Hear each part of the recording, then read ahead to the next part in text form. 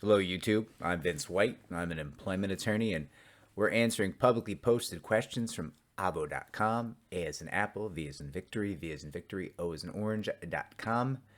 And this question was posted in Charlotte, North Carolina on July 8th of 2022, and it has received no answers. And I believe it has received no answers because it is an uncomfortable and complicated question for attorneys to answer. And since I am too stupid to shy away from uncomfortable situations, I'm going to answer this question because I think it's valuable to answer, and I hope this person receives the help she needs.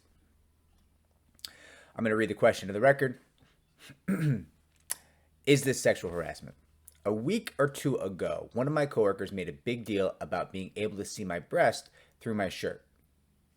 That first line right there could be sexual harassment, depending how he or she went about that. Moving on. I didn't have a bra on, and I wasn't aware that you could see through the shirt. It wasn't my intention for anyone to see that. She embarrassed me while our team lead was in the elevator. My lead went to the manager and informed her. It was almost quitting time, and I was pulled into a meeting and told that I would have to wear a bra to work from now on. The next day, one of the other supervisors who was in the meeting as well rubbed my back to make sure I had a bra on. So that is sounds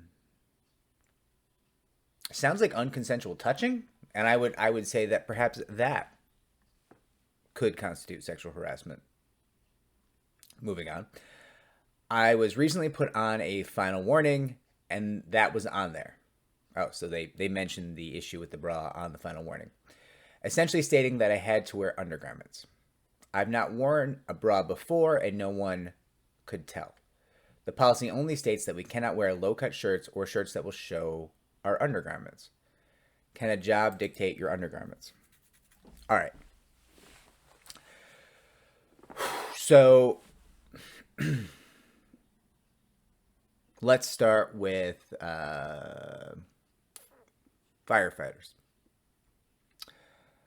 Firefighters, soldiers, there's folks who can't wear like rayon, like Under Armour style undergarments because if you deal with really hot things like brass shell casings or burning buildings or super hot chemicals, there's forges, maybe even certain kinds of arc welding. Yeah, I don't know, right? But if you're dealing with really hot things, it can melt the rayon undergarments, the technical undergarments, right? And that can, when it melts, bind to your flesh and cause horrific burning. And so those job sites, those jobs can dictate, and they can say, hey, you can't wear rayon underwear. You got to wear cotton because at least cotton just burns and doesn't melt to your skin when it catches fire. It's like a safety reason, right?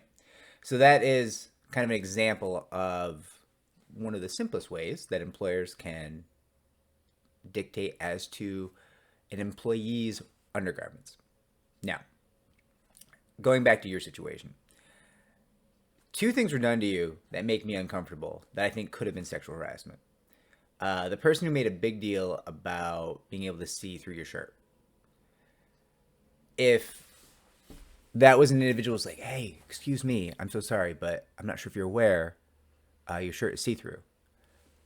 In context, that's probably okay. If that individual instead was like, oh my God, I can see through your shirt, like an idiot, right? I would probably view that as sexual harassment at that point. So there's like a spectrum there of behaviors. And